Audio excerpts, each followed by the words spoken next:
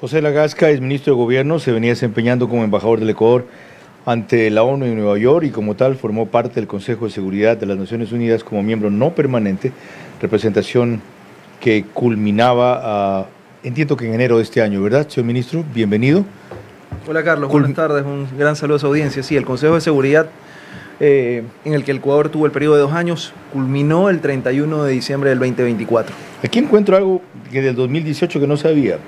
Fue asesor parlamentario de la Comisión de Justicia de la Asamblea, que era presidida por la correísta Marcela Guiñaga, ¿es verdad? Eso fue en 2013. Ah, no, en 2018, mucho no, antes. 2013, mucho antes. ¿Se siguen llegando bien? Ahí lo que hicimos fue trabajar. Yo en ese entonces era juez de garantías penales y recibí una invitación de ella, porque estaba conociendo, vivía de cerca la realidad procesal penal ecuatoriana, entonces recibí de ella una invitación para poder colaborar en la elaboración del Código Orgánico Integral Penal.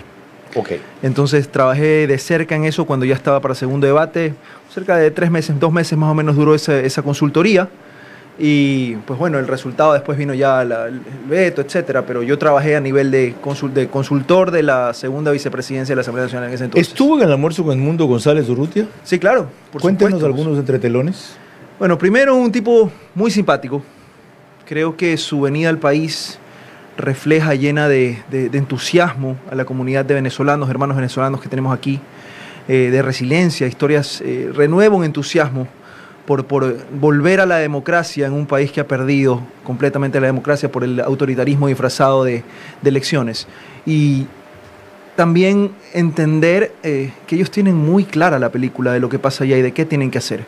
Sobre todo ya pasar de tantas declaraciones y de tanta lírica a nivel internacional, de tanta protesta que sirve, pero este es el momento de la acción como lo definieron él y el presidente Noboa y por eso las tres acciones que se concretaron ese día y que se anunciaron, ¿no? Lo del Tren de Aragua y sobre todo lo del financiamiento o de la venta del petróleo, sobre todo a quienes dependen principalmente o quienes son consumidores del petróleo venezolano. Creo que el petróleo nuestro tiene una gran oportunidad ahí también.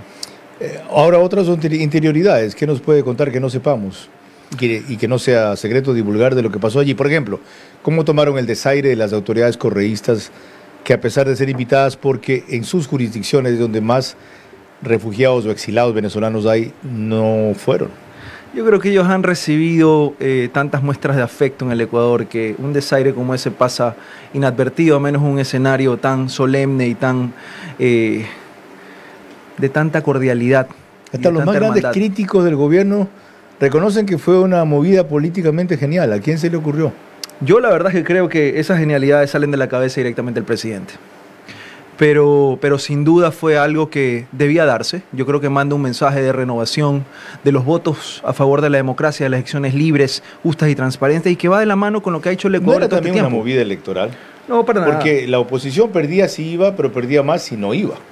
Yo creo que no se trata de quién pierde o quién gana. Aquí los que deben de ganar son los venezolanos, los hermanos venezolanos, el pueblo venezolano. Renovar esa esperanza por retornar, por vivir en un país propio. Yo la verdad es que he tenido experiencias excelentes con hermanos venezolanos que están aquí en el Ecuador, pero todos tienen la añoranza de volver. Todos quisieran volver a su patria. Y eso creo que se va renovando. Tras los resultados de las últimas encuestas ayer, que ahora no se pueden citar, ¿usted es optimista respecto a la posibilidad de ganar en primera vuelta? Yo creo que el pueblo sabe escoger. Y yo creo que lo escuchaba hace un momento, a pesar de todos los intentos que han tenido y que siguen teniendo y que van a seguir teniendo por tratar de debilitar la palabra del presidente, la imagen de este gobierno, la gestión de este gobierno, el pueblo tiene claro lo que quiere y lo que no quiere. Oyó lo de las 726 muertes violentas de Sí, claro. Y que ese número no ha subido así. Yo coincido con usted en que esto no es una casualidad. Creemos que las mafias políticas y el narco y las organizaciones narcodelictivas o narcoterroristas están íntimamente ligadas. Y yo creo que ahí hay problemas estructurales también. Lamentablemente eso se exacerba en este momento. Pero hay cosas, como dije, de estructura que deben ser analizadas. Ahora no me quiero anticipar, pero yo creo que el país debe conocerlas en su momento. Estamos actuando vehementemente con eso. ¿No es demasiado arriesgado que el presidente ande sin chaleco? Yo creo que el presidente toma muy en serio su seguridad. A mí me constan las cantidades de amenazas. Yo personalmente las he tenido. Pero no podemos vivir con miedo. Y no somos gente que que piensa que vivimos con miedo. miedo. ¿Hay francotiradores también? Sí, estamos conscientes de que hay gente que por todos lados está jugando aquí que para poder hacernos puede caer. venir por ese lado más bien. Yo quiero ser optimista y quiero confiar. Yo creo que la policía hace un trabajo excepcional en ese sentido. Pero repito, no podemos vivir con miedo. Lo que aquí nosotros estamos comunicacionalmente enfrentando transmite él es extraordinario. Es decir, primero, él no es que no tiene miedo, vence el miedo y él cree que las circunstancias no llevan... Él no vive con miedo. Él no vive con miedo. No vive con miedo. Es un tipo, es una persona más allá de valiente. Es un tipo que enfrenta las Me parece temerario, inclusive. No, no es temerario. No es temerario. No es temerario. Okay. Es un tipo decidido. Es una persona con carácter. Y eso es lo que se ve en las decisiones que toma. Y eso es lo que más le reconoce el pueblo en las encuestas cuando se preguntan de sus características más notables, porque muchos no entendemos, me incluyo a veces, a qué se debe ya casi una devoción que hay por el jefe de Estado. Y cuando uno indaga más a fondo, a la gente le gustan dos cosas principalmente: que se lo ve un tipo muy decidido y se lo ve un tipo firme, sin miedo. Es decir, él transmite eso y la gente lo está captando bien. Eso es lo que tanto les molesta a quienes quieren verlo caer. Primero, que es un tipo absolutamente disciplinado, firme. Impresionantemente. Es impresionantemente disciplinado. Espartano para manejar su agenda, su día, su físico. 4:30 de la mañana está de pie, está entrenando, está trabajando desde las 5 de la mañana, ya estamos todos activados y está con una energía de principio a fin. Eso sorprende. Primero. ¿No? Tiene 37 años también. Levanta pesas, corre, etcétera, está gobernando y no se le inmuta, no se mueve un pelo. Segundo, es súper decidido. Y tercero, yo creo que escucha, pero sabe tomar las decisiones y entiende la soledad del poder como una gran responsabilidad. ¿Lo escucha usted? Sí, claro, yo creo que él escucha. ¿Le ha hecho caso en algunos temas? Yo creo que me escucha. Yo creo que él escucha en general las personas que ¿cede en algunos temas? Sí, pero creo que es una persona que sabe decidir y sabe hasta dónde él tiene clara la figura. Cuando toma una decisión, él no es porque se le ocurre o la improvisa, sino porque es el producto de una serie de informaciones de múltiples sectores que tiene en la cabeza él más que ninguno o como ninguno, y producto de eso decide. Nadie tiene más información que él. Y yo creo que en la capacidad, eso es una fortaleza que tiene ya como una cualidad. ¿Él tiene más información que usted? Seguramente, por supuesto. Porque él maneja todo el país en aspectos económicos, de seguridad social, medicina, etcétera. O sea, conoce a fondo lo que pasa. Bueno. Cogerlo en curva o que haya algún dato que él no tenga es bastante complicado. Que sus adversarios piensen que él no maneja información es bastante complicado. Okay. Con esos antecedentes podrá entender por qué vamos a entrar en lo siguiente. Ustedes tienen que tener dibujados los varios escenarios según lo que la Corte Constitucional saca hoy.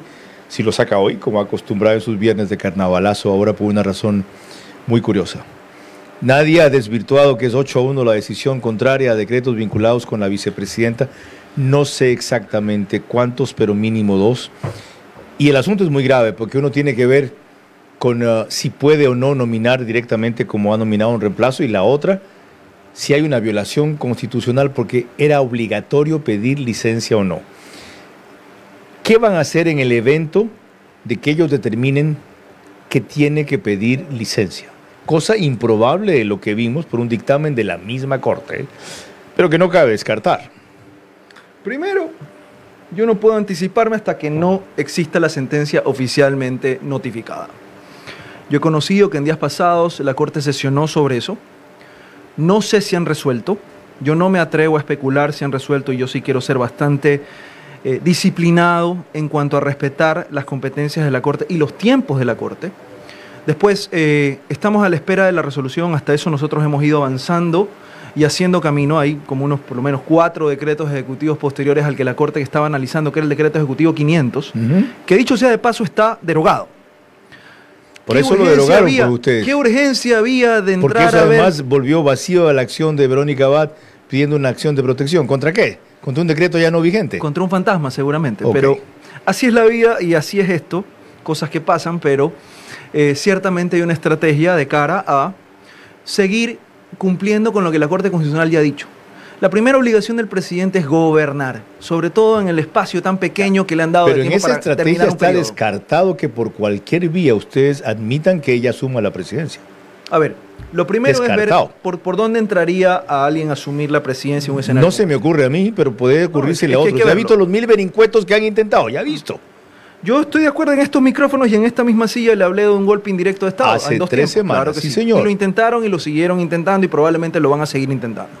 Pero ni la justicia, ni la corte, ni nadie les ha dado la razón, ni el tiempo. Y sobre todo, la voluntad popular no se los ha dado. ¿Qué es lo que ocurre aquí? Existe una persona que tiene 2 sombreros en este momento, se llama el presidente de la República. Él tiene una obligación de cumplir, que es gobernar un país sumido en un conflicto armado interno o un conflicto armado no internacional. Y luego tiene un derecho que ejercer, que es su derecho a ser elegido por primera ocasión. Ambas cosas no deberían reñir, pero existen leyes que obviamente tenemos que respetar. Eso tiene que ver con la exposición, ambiguas y hasta contradictorias. No, que tiene que ver con la exposición del presidente de eventuales sanciones que puedan ser por denuncias que puedan haber por infracciones electorales. No me estoy refiriendo en ningún caso al famoso artículo 93 del 2020 del Código de la Democracia, que no resulta aplicable ya en ese superada, caso. Correcto. Exacto. Entonces, si no hay una obligatoriedad de licencia, Carlos, no hay una consecuencia jurídica a esa, entre comillas, inacción o a esa, entre comillas, infracción que no existe, no podemos hablar de mayores consecuencias pero el hecho de los recursos públicos y sobre todo dar un clima de transparencia, de legitimidad de las elecciones, nos lleva a nosotros, porque nos sentimos obligados, estamos compelidos a tener que respetar esa letra de la ley. Entonces nosotros decimos, hay que hacer algo al respecto. Y eso es hacer uso de las herramientas legales y constitucionales posibles en el vacío que ha existido por la ausencia temporal de la vicepresidencia, primero eso ha sido llenado, y en la situación de fuerza mayor del presidente, en distintos momentos, por distintas razones motivadas de distinta manera, de atacar y entender esa realidad. Esa puede ser la otra parte, que ellos no coincidan en que hay fuerza mayor. Yo no creo que pueden decir eso. Ya, y ellos pueden decir cualquier cosa, se acaban de decir lo que dicen de los niños y acaban de desdecirse respecto a lo que dice la Constitución, de respeto a la vida y la concepción, y no me haga citar otras cosas todavía mucho más graves. Esa mayoría correísta de la Corte que va y viene puede decir cualquier cosa. Y la otra es referirse también sobre el tema de la vicepresidenta, a que no podía ser nombrada de la manera en que el Ejecutivo nombró a la encargada. A eso no va. El decreto ejecutivo 500 no define la suerte. Es que el decreto ejecutivo, que es lo que estaban analizando, que repito, está derogado, no iba a atender. Pero es que hay un par anteriores a eso que también. Pero eso no estaba siendo objeto de la Corte. Eso no. El único que estaba siendo objeto en ese momento y que nos pidieron a nosotros que nos pronunciemos, de hecho sea de paso en el menos tiempo del que la propia normativa interna. Y no les reconocieron la audiencia. Y además hemos solicitado una audiencia que hasta el día de hoy no nos la da, ojalá no la puedan dar. Quiero aprovechar esta ocasión para decirle a la Corte que sería bueno que abra esta discusión y que permita ¿Sigue que podamos existiendo esa posibilidad? Debería, porque formalmente no nos la han negado. Entonces, por eso yo no puedo dar por válido que ya existe una decisión, no puedo dar por válido que ya existe el 8-1, el 20-1, el 9-0. Novedad para mí que formalmente no le hayan dicho, no está aceptada su petición al director de Seguridad Jurídica de la Presidencia. No hemos recibido, hasta donde yo conozco, no hemos recibido una respuesta formal de la Corte en ese sentido. Y yo soy muy respetuoso porque puede ser que la Corte esté todavía deliberando y que la Corte en algún punto nos diga, vea señores, creemos que es importante, los queremos escuchar. Y que el país escuche. Porque al final del día estamos hablando, repito, del decreto ejecutivo 500, que tenía que ver con el primer encargo que se hizo a la señora Cynthia Yelibert por las razones de fuerza mayor que en ese momento ocurrieron, pero que no tenía nada que ver con el decreto ejecutivo 490 o 494, que era donde hubo la ausencia temporal por la cual sale la señora vicepresidenta y entra la señora Cynthia Yelibert. ¿Por qué no derogaron solo el 500 ustedes y derogaron otros varios también? No, es que se van actualizando porque van ocurriendo situaciones que van haciendo que se vaya renovando esta necesidad. Y obviamente nosotros vamos actuando sobre el camino. ¿Y esa derogatoria mismo no hacía ver que ustedes estaban equivocados? ¿Por eso los derogan? No, para nada. ¿Y crean el vacío que le crearon a Verónica Abad? Eso es algo que ella puede interpretar. ¿A quien no cabía darle acción de protección por eso? Eso es algo que ella puede interpretar. Pero yo me quedo con que ayer fue un tribunal de Quito, me parece que fue, le ha negado una acción de protección en la que ella sí pretendió impugnar decretos ya derogados, ya extintos, desde el 26 o 27, que es donde se la designó para que se vaya como embajadora plenipotenciaria a Israel, y todos los demás, incluyendo el 500, el 490, el 494, la Corte ha dicho que no tiene la razón. ¿Quién está jugando tan bien ajedrez en la presidencia? Yo creo que actuamos con la Constitución en la mano y sabemos interpretar y sobre todo sabemos respetar y hacer respetar la institucionalidad de la Presidencia de la República. ¿Han evitado un jaque mate definitivo? Bueno, puede ser también un stalemate, como dicen, pero En todo caso, nosotros sabemos actuar con la Constitución y actuamos en ese marco de competencias y creo que hasta ahora lo estamos haciendo. Puede ser que la Corte en algún punto, como ya ha pasado, no nos dé la razón. Eso no significa que nosotros no tengamos alternativas que podamos siempre seguir usando dentro del marco de la Constitución y la ley. Ninguna de esas alternativas pasa porque la vicepresidenta puede asumir, aunque sea por 24 horas, la presidencia. Ella no está en este momento ocupando el cargo. Eso está zanjado, en funciones que no ha cumplido. Porque está en una ausencia temporal porque ella no está cumpliendo con las disposiciones que el presidente le encargó. Por lo tanto, después de cumplir la acción de protección, debía haberse ido, después de perder la acción de protección. Tiene todo listo para irse, para que ella pueda ir a cumplir con lo que tiene que cumplir en Turquía, pero hasta tanto el tiempo sigue pasando y el reloj sigue pasando. ¿Cómo se llama el incumplimiento del encargo de funciones que ella está en curso? Bueno, eso puede tener varios nombres, inclusive varios tipos de responsabilidades. Hoy está en una ausencia temporal, mañana tal vez, pasado el tiempo, puede estar en una ausencia definitiva y las responsabilidades administrativas y sobre todo penales ya tendrán que ver las otras autoridades. Ya veo por dónde van. Doctor José de la Gasca, usted ve el giro que ha dado el CPCCS. Hay un nuevo vocal, que es Gonzalo Albán, si no me equivoco, que cambia la mayoría de lo que él me dijo ayer hacia el sector no correísta. Yo le pregunté que como él se considera o va a hacer el papel de fiel de la balanza, si se inclinará unas veces para un lado y otras veces para otro lado. Y él dijo, con los correístas o por los correístas no voy a votar. ¿Qué repercusiones tiene eso en todos los temas que terminan también afectando a lo que debe hacer el Ejecutivo? Por ejemplo, en el momento en que ustedes envían la terna que no han enviado todavía para el nuevo Consejo de la Judicatura. A ver, yo sí creo que el Consejo de la Judicatura en la configuración constitucional como está hoy en día merece gente apolítica. De hecho, de eso se trata. Apartidista. Apartidista. No apolítica. ¿Ok? En el degenerado concepto que se tiene hoy en día, apartidista. Y de hecho, eso es lo que se trata o lo que se va a juzgar precisamente hoy, horas más tarde o ya mismo, en el Tribunal Contencioso Electoral, donde se va a decidir la suerte de los ligados de la Liga Azul en segunda y definitiva instancia ya. Veremos qué dice el Tribunal Contencioso Electoral. Yo creo que ahí ya hay una suerte echada con una sentencia en contra de ellos que busca la destitución. Pero lo que nos da cuenta de eso es que aquí no podemos meter gato por liebre y aquí no podemos andar con zapadas. De ese ente apartidista ya que debería representar a la ciudadanía, estar cooptado por partidos políticos, como fue claramente evidente en el caso de la Liga Azul. Ahora que ya manden la terna ustedes, el nuevo recomposición de fuerzas. Hay que cumplir con eso. Hay que cumplir con eso porque ciertamente la justicia es algo que nos importa muchísimo. Ustedes han ido más allá del plazo. Sí. Había que mandarla hasta diciembre fines. Hubo unos temas de extensiones de plazo, etcétera. No creo que somos los únicos que no le hemos enviado.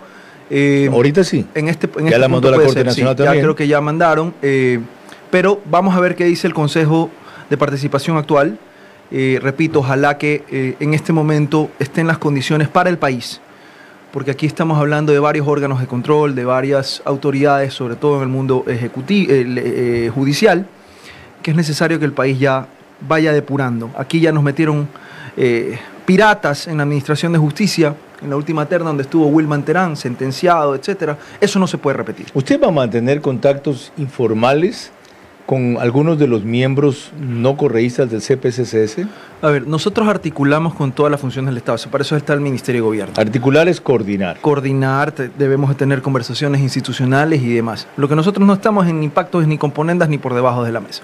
Sí, eso aclara un poco el panorama. Pero en porque perdieron un consejero que era afín al gobierno, que es Juan Esteban Guarderas. Yo creo que era un consejero bastante a favor de un nuevo país y en contra de un viejo país. Por eso le llamé y él es combatiente de un viejo país y de las malas prácticas que se daban dentro del Consejo de Participación Ciudadana. Lo que vimos en la semana pasada con respecto a los allanamientos por la clarísima actuación que tuvieron totalmente desviada del ordenamiento jurídico, donde pretendieron arrogarse funciones y pretender ser corte constitucional, hacer el agua vino y el vino agua, etcétera.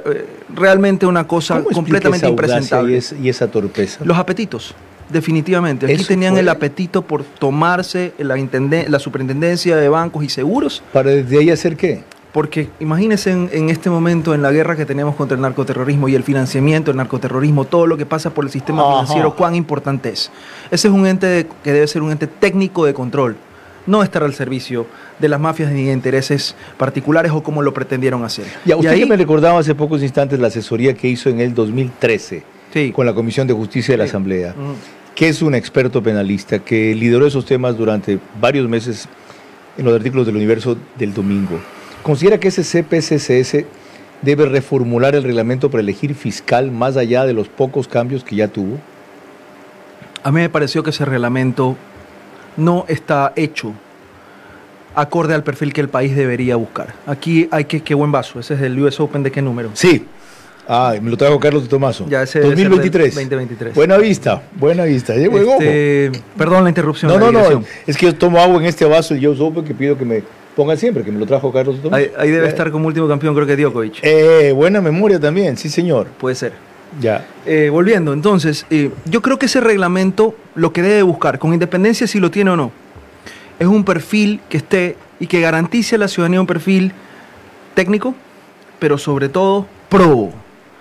¿Me explico? Y eso ese es el más alto estándar. Ahí yo creo que podemos coger de experiencia ajena y poder tener mecanismos de depuración en cuanto a que no se nos metan piratas. Ahí no podemos tener gente que haya estado ligada o presuntamente ligada con el narcoterrorismo y que vayan a querer tomar esa institución que hoy en día está bien salvaguardada, lejos de las manos de la mafia. Esa disposición ya se tomó. Los abogados que hayan defendido narcotraficantes, sí, aunque estos hayan resultado inocentes, quedaron fuera. No sé cuál es la barrera del tiempo ahí.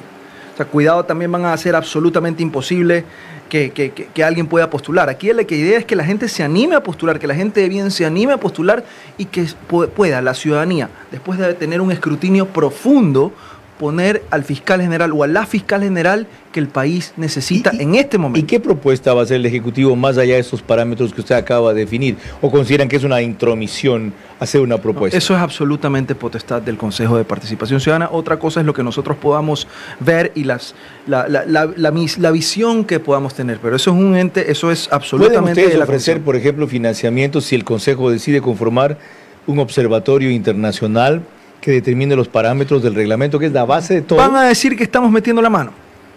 Entonces, ¿qué es lo único que van a hacer? ¿Emitir una opinión? No, pero ahí podemos articular quizás cooperación internacional y demás. ¿Por qué no buscar que sea la comunidad internacional también la que se involucre en algo tan sensible como esto? Okay. Que tengamos parámetros, pruebas de confianza, que los valide la comunidad internacional.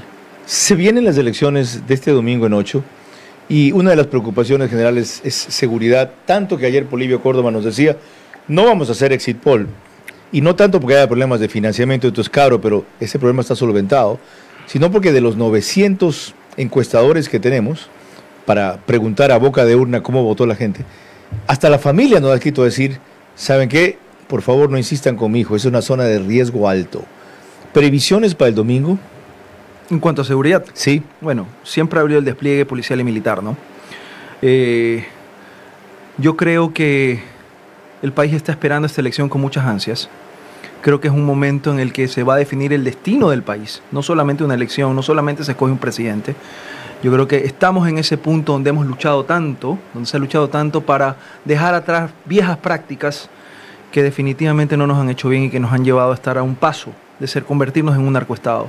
Creo que las distintas crisis han puesto a prueba la resiliencia del país, pero las decisiones que se deben de tomar tienen que venir reforzadas también por temas de seguridad. No crea que nosotros no es algo que nos preocupa.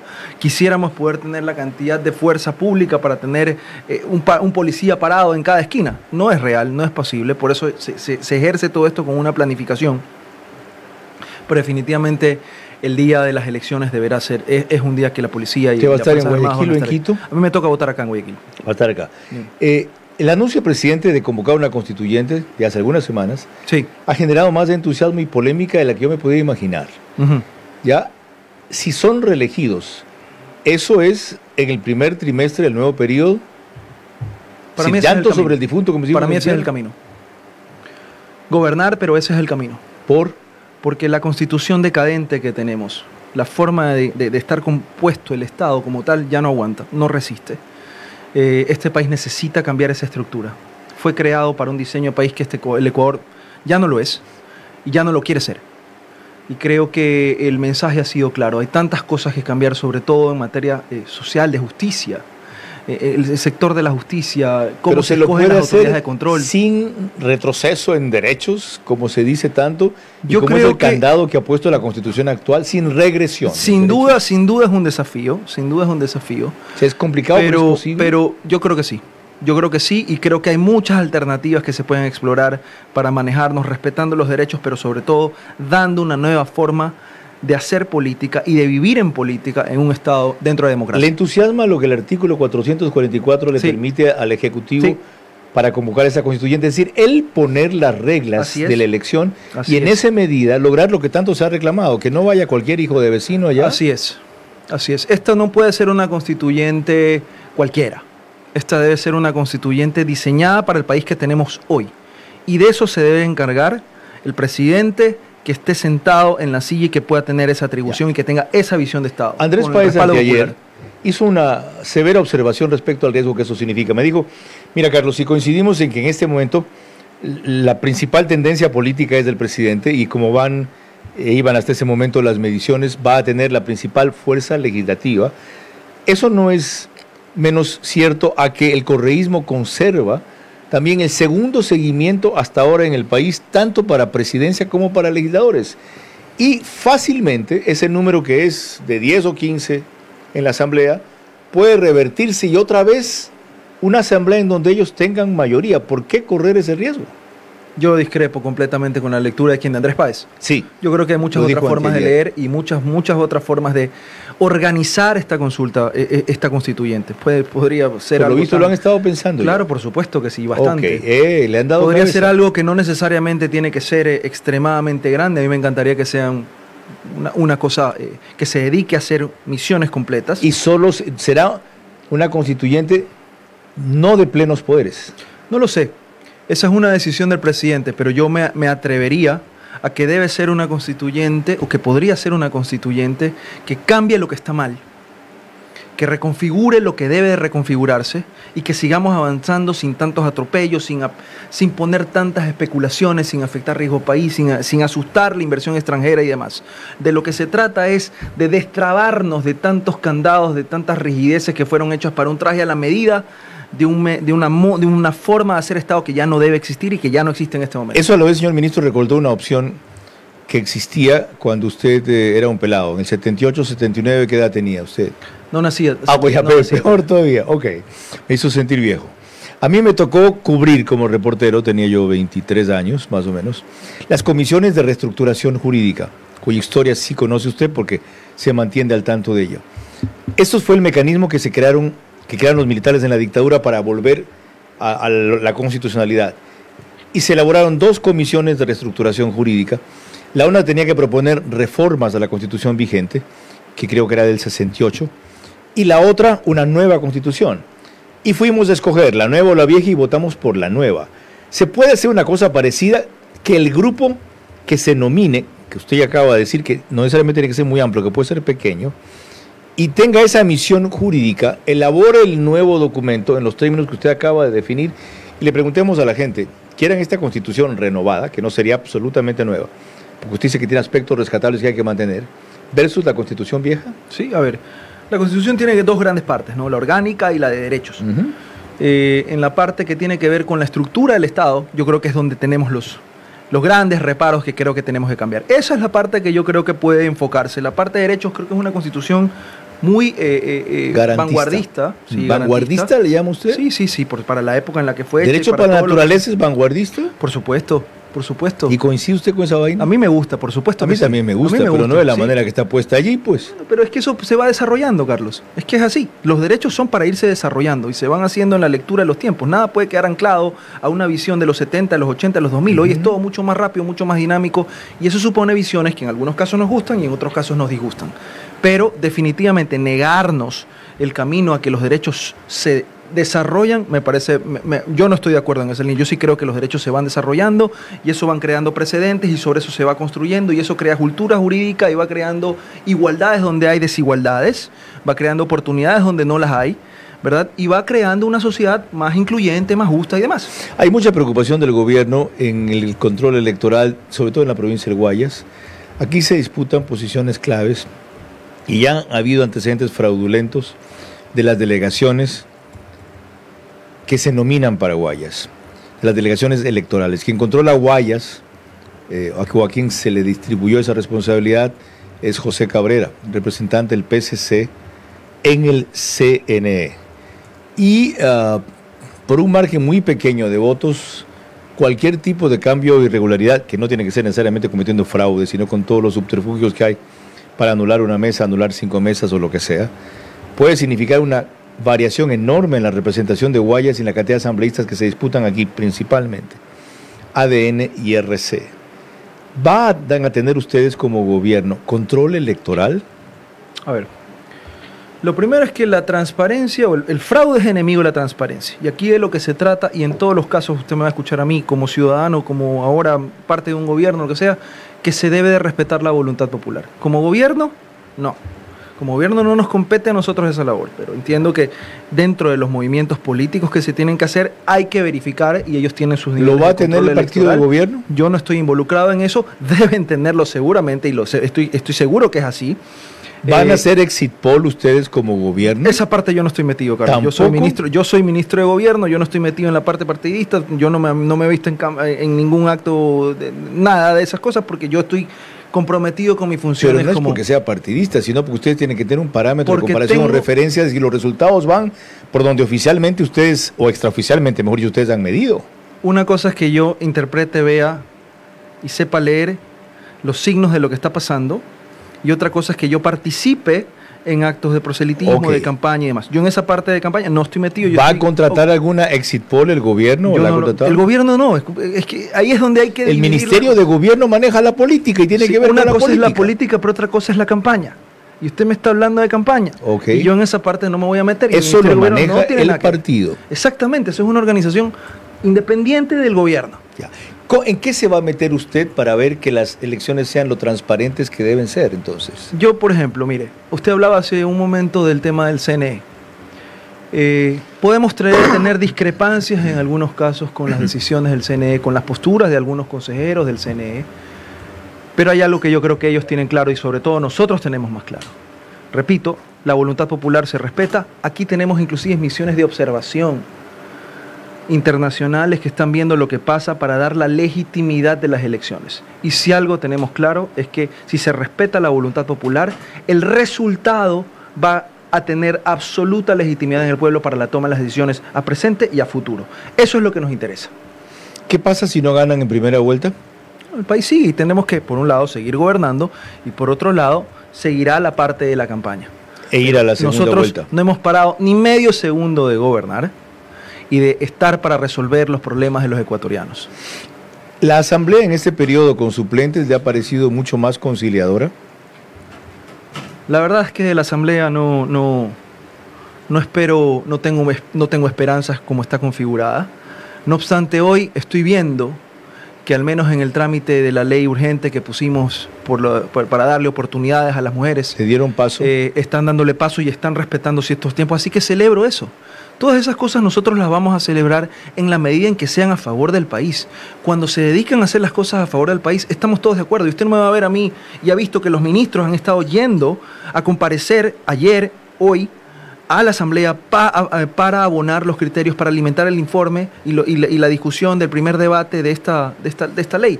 Esa es la forma en que se tiene que trabajar en los colegisladores y esa es la forma como se deben construir las leyes. ¿Nos vemos aquí el próximo viernes, 2 días antes de las elecciones? Es posible, sí. Me invita, yo vengo. Tercera parte con el ministro de Gobierno. Viernes 7 de febrero, a 48 horas de decidir nuestro destino. Gracias, doctor José de la Gasca. Encantado.